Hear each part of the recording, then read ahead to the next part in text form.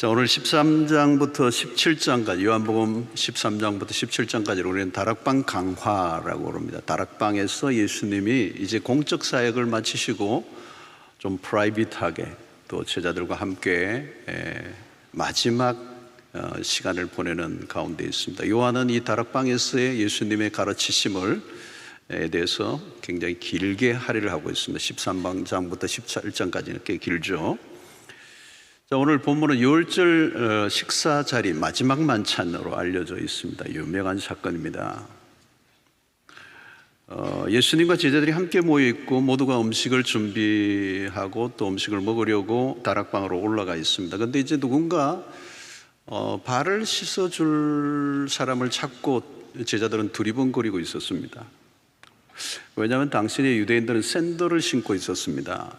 오늘날 같이 이렇게 아스팔트나 포장된 도로가 아니고 굉장히 이렇게 비포장 흙 먼지가 있는 곳을 다니다 보면 발이 금방 더러워지기 때문에 관습에 의하면 어느 집을 방문하면 손님들의 발을 종들이 씻어 주었습니다. 자, 그날따라 아무도 발을 씻어 주는 사람이 없었습니다. 비밀리에 모였기 때문에 종이 있을 리가 없죠. 약간은 어수선한 분위기 가운데 있을 때 갑자기 예수님께서 돌발 행동을 하십니다. 겉옷을 벗으시고 허리에 수건을 동이시고 대야를 가져오셔서 제자들의 발을 씻어주시는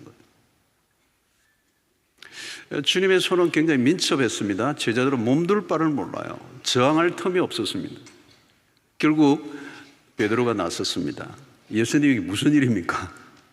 No way죠. No way. 안 됩니다. 완강하게 저항을 했습니다. 문화적 상황으로 보면 그의 거부는 당연합니다. 스승이 그런 일을 하면 안 되죠. 여러분, 동등한 사람들끼리도 발을 씻어주지 않습니다. 하물며 스승이 제자의 발을 씻어준다, 이 말이 안 되는 거예요. 파격이라는 표현을 써도 부족해요. 파격 그 이상입니다. 이 베드로가 당연히 이해할 수 없죠. 내 발을 절대로 씻을 수 없습니다. 예수님은 물러서지 않습니다. 내가 너를 씻기지 않으면 너와 나는 상관이 없다. 와, 강공이죠. 정면 충돌입니다. 이 주님의 초강수에 베드로가 일단 물러서요. 알아듣지는 못했습니다. 그러면서 베드로다운 액션이 나와요. 주님, 내 발뿐만 아니라 손과 머리도 씻어주옵소서. 징그럽게.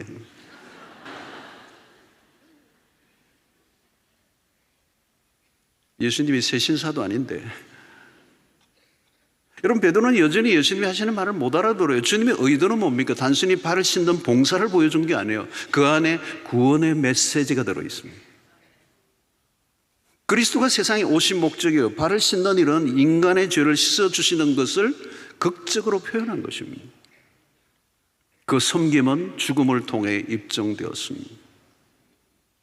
그리스도의 죽음 속에 담긴 메시지는 낮아지심, 신적 영광을 내려놓으시고 종의 형체를 가지신 것이, 그리고 그것이 십자가고 그 십자가를 가시적으로 표현한 사건이 제자의 발을 씻어주는 모습으로 나타난 것입니다. 주님은 저항하는 베드로에게 이렇게 얘기하죠. 실제로 예수께 대답하여 이르시되 내가 하는 것을 내가 지금은 알지 못하나 이후에는 알리라. 여러분, 우리가 주님의 말씀을 많이 듣지만 지금은 잘 모르는 것들이 많습니다. 천국에 가서 물어볼 얘기들이 참 많이 있어요. 그들에게 주님이 다시 말씀하십니다. 12절은 그들의 발을 씻으신 후에 옷을 입으시고 다시 앉아 그들에게 이르시되 내가 너희에게 행한 것을 너희가 아느냐. 여러분, 주님은 제자들에게 걸어갈 길을 선명히 보여주셨습니다. 제자들의 발을 씻기는 일은 단순히 겸손을 가르쳐주는 정도가 아니라 세상을 바꿀 핵심적 원리, 우리의 구원에 대한 핵심적 사상이 그 안에 들어와 있는 거예요. 성도 여러분, 주님은 종으로 오셨고 종의 삶을 사셨습니다. 여러분, 예수님의 시대는 로마의 황제가 힘의 상징이었습니다. 가이사의 파워가 세상을 지배하고 있었습니다. 황제의 권력을 절대화하기 위해 신격화해요. 신격화된 왕은 절대적이잖아요. 유대라는 나라는 로마의 속국으로 철저히 로마의 통치 아래 있습니다. 힘이 없으면 지배를 받는 거죠. 그러니까 베드로나 제자들은 그런 문화 안에서 살고 있습니다. 예수님의 제자로서 예수님을 끊임없이 따라다녔지만 늘 힘의 유혹에 시달렸던 거죠. 그래서 예수님이 정치적 메시아가 되는 순간에 한자리 할 것을 꿈꾸고 따라다녔던 사람들이에요. 사실 가룟 유다는 이게 안 되니까 사실 배반했을지도 몰라요. 여러분, 힘을 가지려는 유혹은 딱 하나예요. 자신이 섬길 대상을 줄여나가고 결국은 내가 섬김을 받는 자리에 고지에 앉는 것을 말하는 거죠. 여러분, 마귀는 예수님에게 다가와서 건 시험이 뭡니까? 천하만국과 그 영광을 약속하여 자신 앞에 무릎을 꿇으라는 거죠. 그의 무릎만 꿇으면 세상을 통치하는 능력을 부여해 주겠다는 약속. 이 거짓이지만 매력적인 유혹입니다. 이 유혹은 오늘 우리에게도 매일 찾아오는 유혹입니다. 사랑하는 성도 여러분, 리더가 되고 싶어하는 분들이 계세요. 우리는 옛날에 신명기를 가지고 우리 자녀들을 위해 기도할 때 머리가 될지언정 꼬리는 되지 말라, 이 기도를 엄청나게 많이 했습니다. 그러니까 다 머리가 되려고 해요. 왜 리더가 되려고 하는가라고 하는 질문을 오늘 이 본문을 통해 들어봐야 돼요. 여러분, 마귀의 유혹의 핵심은 뭡니까? 주님이 걸으셨던 길과 반대 길을 걷도록 부추기는 거예요. 마귀의 사역은 인간의 마음에 허영을 불어넣습니다. 주님은 로마의 힘에 맞설 구원자에 대한 백성들의 기대를 거부했어요. 당시 오병이어 사건 이후에 수없는 사람들이, 군종들이 예수님을 임금 삼으려고 몰려들었습니다. 그 열기가 대단했습니다. 그러나 주님은 군종들의 환호를 즐기지 않으셔서 도리어 피하셨습니다. 주님은 세상의 방식으로 구원을 이루고자 하지 않으셨기 때문에. 그래서 주님의 공생애를 보면 세상 사람들 혹은 정치인들, 기업가들이 하는 방식과 전혀 다르게 사셨습니다. 주님은 당신의 영향력을 확대하려고 하지 않으셨습니다. 권력 투쟁을 하지 않았습니다. 거대한 단체를 만들지도 않았습니다. 추종하는 팬들을 모아 새 불리기를 하지 않았습니다. 당신을 따르는 사람들을 모아서 광장을 선택한 게 아니라 광야로 가신 분이에요. 주님은 12영도 더 되는 천사를 동원하실 수 있는 분이에요. 그러나 주님은 세상과 정반대의 길을 걸어가신 거죠. 여러분, 우리가 주님을 따라가려고 하면 주님이 보여주셨던 길, 그 주님이 말씀하셨던 것들이 무엇인지를 자세히 보아야 돼요. 여러분, 주님은 허리에 수건을 두르셨어요. 타올을. 무엇을 보여줍니까? 완전한 종의 모습이에요. 이것은 일회성 퍼포먼스를 하신 게 아닙니다. 이벤트가 아니고 기획성이 아니고 보여주기식이 아니에요. 여러분, 누구나 한두 번 봉사는 할 수 있습니다. 한두 번 화장실 청소 몇 번 좀 참고 할 수는 있습니다. 한두 번의 친절이야 누가 못하겠습니까? 여러분, 직분을 받고 나서 혹은 직분을 받기 위해 형식적인 봉사를 할 수 있습니다. 때로는 지혜가 있는 분이 구전 일을 한두 번 하면 막 카메라 갖다 대고 위상이 올라가기도 하니까 저런 분이 저런 일을 하다니 해볼 만한 장사입니다.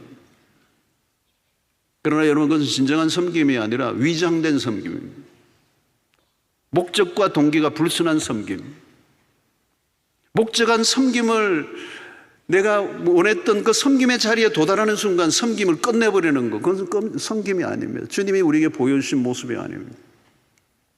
여러분, 예수님이 발을 씻고자 하시자 베드로는 발을 씻을 수 없다고 완강하게 버팁니다. 왜 그렇게 알러지 반응을 보이죠? 스승이 떠야 나도 떠는데 스승이 종이 되려고 하니까 종노릇 하기 위해서 주님을 따를 생각은 눈꼽만도 없는 거죠. 그러니까 그분이, 스승이, 따르고자 하는 스승이 지금 종의 노릇하니까 이게 황당한 거예요. 사랑하는 성도 여러분, 종의 모습을 보인 그리스도는 누구이십니까? 바울은 빌립보서 2장 6절로 8절에 너무너무 귀한 복음의 핵심을 우리에게 가르쳐 주죠. 그는 근본 하나님의 본체시나 하나님과 동등됨을 취할 것으로 여기지 아니하시고 오히려 자기를 비어 종의 형체를 가져 사람들과 같이 되었고 사람의 모양으로 나타나셨음에 자기를 낮추시고 죽기까지 복종하셨으니 곧 십자가에 죽으심이라. 엄청난 얘기를 하신 거죠. 자기를 비우셨다는 거예요. 케노시스. 종을 자청하셔서. 그는 누구입니까? 하나님이십니다. 하나님의 본체요, 하나님과 동등되신 분이요, 창조자요, 만물의 주관자이신 그분, 우리와 비교할 수 없는 그분이, 홀로 영광을 세세토록 무궁히 받으실 그분이 허리에 수건을 두르셨다는 거예요. 이해가 잘 안 되는 얘기입니다. 그런 처음부터 종의 형체를 가지고 오셨어요. 지금 섬기는 모습을 잠깐 보여준 퍼포먼스가 아니라 섬기는 종으로 오셨다는 거예요. 더 떨어질 곳이 없을 정도로 내려가셨다는 거예요. 여러분, 겸손이라는 표현을 사용하기도 부적절해요. 가끔 저 보면 겸손하다, 진짜 겸손한 분들 보이기도 해요. 그러나 주님의 겸손과는 차원이 달라요. 여러분, 대야에 더러운 손으로 담그시고 제자리에 냄새나는 발을 씻기신 만왕의 왕이신 그 하나님, 이건 충격 그 이상입니다. 여러분, 주님이 우리에게 선명하게 보여주시는 모습은 뭘까요? 종입니다. 종. 이게 복음의 핵심이고 기독교의 핵심이고, 우리가 믿는 하나님은 군림하는 신이 아니고 그분은 사람이 되셨고, 그냥 사람이 아니라 종이 되시고, 그냥 종이 아니라 자기를 십자가에 매달아 죽음까지 내려가신, 그래서 이사야는 일찍이 그리스도의 고난받는 종 그리스도를 메시아로 소개하고 있습니다. 자, 그렇다면 우리가 어떻게 해야 되겠습니까? 14절에 내가 주와 또는 선생이 되어 너희 발을 씻겼으니 너희도 서로 발을 씻기는 것이 옳으니라. 선생이 제자의 발을 씻었다는 것, 더 이상 설명할 게 없어요. 주님은 확실하게 정리해 주셔요. 내가 너희의 발을 씻었다. 여러분, 우리는 종의 정신을 가져야 합니다. 외적인 행동 이전에 마음의 태도가 중요합니다. 빌립보서 2장 5절에 너희 안에 이 마음을 품으라. 곧 그리스도 예수의 마음이니. 그리스도의 마음. 여러분, 그리스도의 마음이 뭐죠? 죽기까지 자기를 낮추심, 자기를 비워, 자기를 낮추고. 여러분, 우리는 세상에서 어떤 것들을 배워왔습니까? 수직적인 문화, 계급적인 문화, 층을 가르는 문화에 익숙해져 있습니다. 처음에 테니스가 한국에 들어왔을 때 오래전에 양반들이 그랬대요. 머슴에게 시키지 왜 땀을 흘리면서 운전을. 그러니까 양반이 할 일이 있고 머슴이 할 일이 따로 있다고 생각한 거죠. 우리는 섬김이라는 단어를 떠올리면 일단 아랫사람이 하는 것이라는 고정관념이 들어있습니다. 서열이나 계급에 따라 할 일이 따로 정해져 있다고 생각합니다. 여러분, 교회 마당에 휴지가 떨어졌다. 누가 주워야 되죠? 1번 목사, 2번 장로, 3번 안수집사. 그런 거예요, 여러분? 본 사람이 주워야죠. 여러분, 어른이 할 일이 있고 젊은 사람이 할 일이 따로 있습니다. 우리는 남자가 할 일이 있고 여자가 할 일이 따로 엄격히 구분되어 있습니다. 경상도 남자는 부엌에 안 들어가는 거. 그 누가 가르친 거죠? 성경 마태복음 29장에 있습니까? 왜 배타적인, 여러분, 우리는 경계선을 만들어요. 그 경계선을 사이에 두고 배타적인 문화가 만들어지고. 왜 배타적인 문화가 만들어지죠? 특별한 부류의 사람으로 구분되고 싶어 하는 특권의식이. 이 특권의식이 왜 생긴 거죠? 인간의 타락으로 일어난, 사람 위에 사람이 없는데 사람 위에 사람이 있는 거예요. 이게 타락한 정상이에요. 예수님의 제자들은 지금 공생애가 끝나고 제자훈련 끝났습니다. 3년 동안 예수님이 따라다니고 기적도 보고 말씀도 들었는데 여전히 지금 마지막까지도 예수님의 제자들은 주의 영광 중에 우리를 하나는 주의 오른편에 하나는 왼편에 앉게 해 주십시오. 자리 다툼하고 있는 거예요. 여러분, 우리가 그리스도인의 길을 걷고자 하는 데는 장애물이 많습니다. 그중 하나가 문화적 장벽입니다. 우리가 살아온 문화는 성경에 가르친 것과는 달랐어요. 문화는 하루아침에 만들어지는 게 아니에요.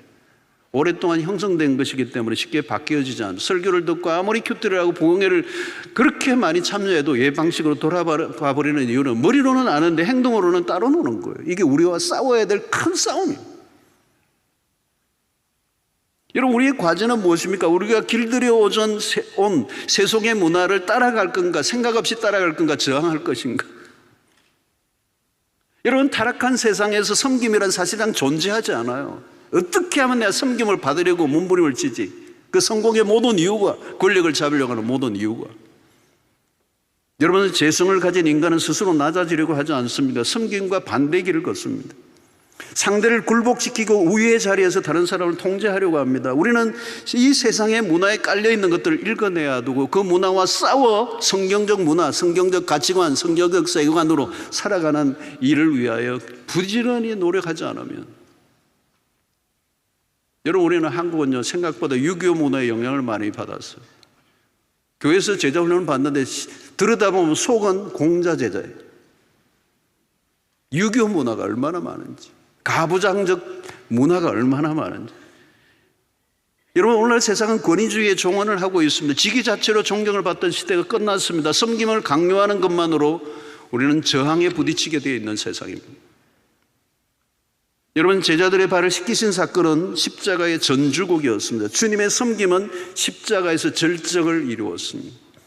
마태복음 20장 28절에 인자가 온 것은 섬김을 받으려 함이 아니라 도리어 섬기려 하고 자기 목숨을 많은 사람의 대속물로 주려 함이니라.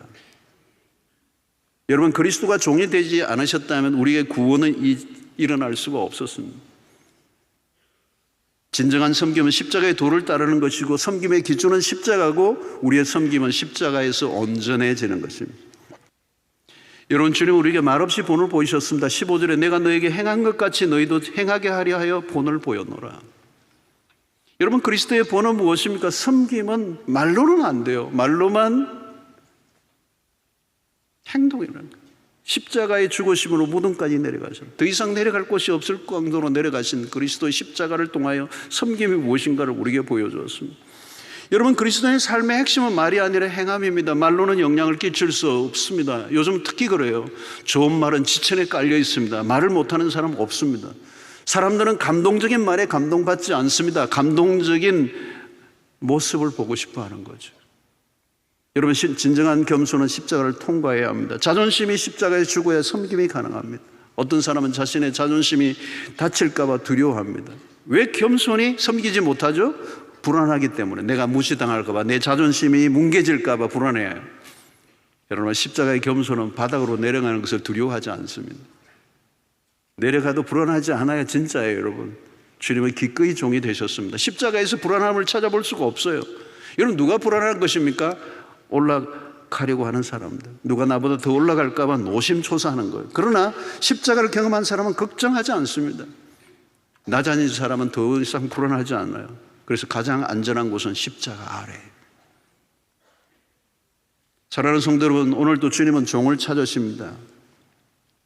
그리고 겸손한 자를 부르시고 사용하십니다. 여러분, 우리는 늘 이 수건을 들고 다녀야 돼요. 늘 섬길 준비를 하고 살아야 돼요. 섬김의 삶이 자연스러워야 돼요.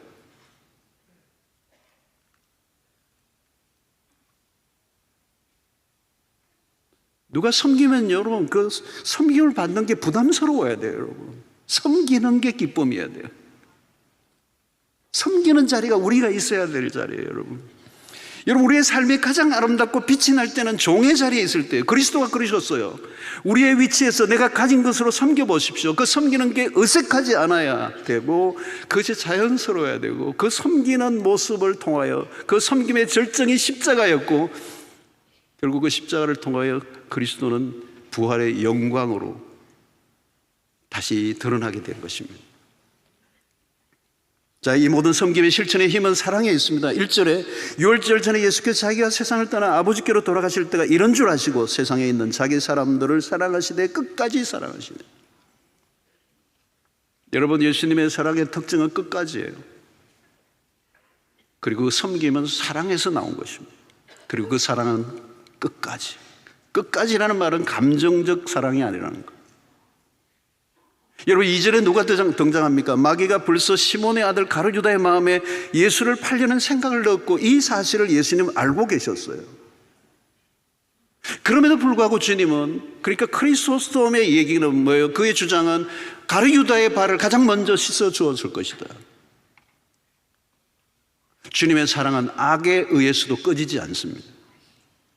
주님은 당신을 팔려고 하는 가룟유다의 마음을 읽고 계셨어. 그럼에도 사랑의 행위를 멈추지 않아요. 주님의 흘러나오는 사랑을 막을 수 있는 것은 아무것도 없었어요. 주님은 가룟유다의 발까지 씻어줍니다. 여러분, 섬김이 어디까지 가야 돼요? 섬김의 대상을 가려서는 안 돼요. Anybody. 여러분 섬김의 대상을 가리는 순간 아무도 섬길 수 없을걸요?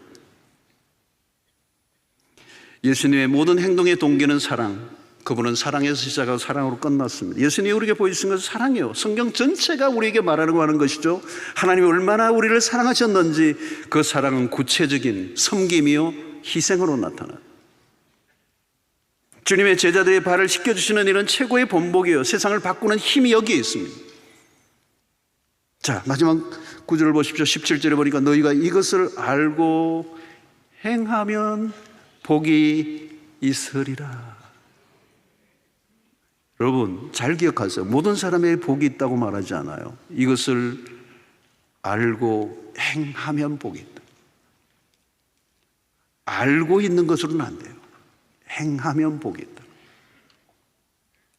여러분 우리는 알지만 실천하지 못해요. 여러분 주님이 그토록 강력하게 보여주시지만 우리는 이 타오를 다른 사람에게 끊임없이 맡기려고 합니다. 이건 내가 할 일이 아니야. 섬길 사람은 따로 있어. 여러분 말씀을 듣고 아멘 하는 건 쉬워요. 그러나 행동해야 돼요. 우리의 섬김의 원리를 온몸으로 익혀야 돼요. 그리스도가 몸으로 우리를 섬겨주셨어요. 그게 구원이었습니다. 우리의 몸으로. 여러분 누가 섬길 수 있습니까? 섬김을 받아본 사람이에요. 여러분 우리가 누구의 섬김을 받아봤습니까? 인류 역사의 최고이신 그리스도가 우리를 위하여 행하신 그 섬김을 받아봤어요. 그 섬김이 뭐예요? 십자가예요. 우리가 스스로 처리할 수 없는 죄의 문제를 그분이 스스로 인간이 되셔서 우리를 위하여 십자가에 죽으시기까지 희생하시고 대가를 지불하심으로 우리를 구원해내신 그분의 섬김을 받았기 때문에 우리가 구원을 받았어요. 그렇다면 그 섬김 이상은 없는 거죠, 여러분. 그 섬김을 아는 자들이 이제 우리도 똑같이 누군가를 섬기기 위해서 희생하고 대가를 지불할 수 있어야 됩니다. 그리고 이것을 알 뿐만 아니라 행하면 복이 있다는 거예요. 이제 우리가 할 일은 하나예요. 친구의 발을 먼저 씻어주는 거예요. 아내의 발을 먼저 씻어주는 거예요. 남편의 발을 먼저 씻어주려고 하는 거죠. 여러분 진정한 겸손은 자신을 낮추는 것으로 끝나지 않습니다. 나의 섬김을 통하여 다른 사람들을 높여주어야 진정한 겸손입니다. 기억하십시오. 무능해서 섬기는 게 아닙니다. 그것은 굴종이라고 하죠. 어쩔 수 없이 섬기는 비굴함을 말하지 않습니다. 마귀는 우리를 속여요. 우리의 마음에 허영을 불어넣고 언제나 타락의 길로 갈 유혹을 하는 거죠. 우리 안에는 죄성은 끊임없이 섬기는 길과 반대길을 걷고 싶어 합니다. 반지의 제왕에서 묘사된 것처럼 타락한 죄인에게서 권력은 부패하고 타락시키는 영향을 가지는 사실을 그곳에서 소설에서 말하고 있지 않습니까? 만약 여러분들의 삶 속에 이 주님의 행하시는 이 위대한 섬김의 모델을 따라 걸어가기만 한다면 오늘 이 마지막 17절에 이것을 알고 행하는 자에게 복이 있으리라고 하는 그 복이 무엇인지를 여러분의 삶 속에 구체적으로 경험하는 역사가 있게 될 줄로 믿습니다. 저는 교회를 섬기면서 또 우리 교회가 이웃교회를 섬기면서 또 목회자들을 섬기는 것들을 하여 호주에서부터 지금까지 받았던 복이 너무나 커요. 오늘 우리 교회는 섬기는 자들이 너무 많은 교회, 너무나 감사하고 오늘 또 이렇게 쌀을 추수감사절인데 작년보다 배로 더 많이 누군가 이웃을 섬기는 것. 지난 목요일에 우리 교육자들이 저 달동네에 가서 연탄 지게를 지고 그 높은 곳에 섬기는 일을 통하여 우리의 기쁨이 있는 것을 보아 사역할 때와 비교할 수 없는 또 다른 기쁨이 그 높은 고지대에 그 연탄을 6장씩 등에 지고 올라가는 이 목사님들 우리의 기쁨이 있는 것은 섬김의 기쁨이 있다는 것. 섬김이 얼마나 아름다운 것인지, 섬기는 자에게 주시는 복들이 더 많이 섬길 수 있는 복들을 하나님이 허락해 주신다는 사실을 기억하시고 오늘 이 섬김의 도를 따라가기로 결단하는 여러분들 되시기를 바라고 오늘 끊임없이 착취하고 자기중심적으로 섬김을 받으려고 하는 이 탐욕적 문화를 거슬러 살아가기로 결단할 때 여러분들의 가정이 변하고 직장이 변하고 세상이 변하게 되는 역사가 일어나게 될 줄로 믿습니다.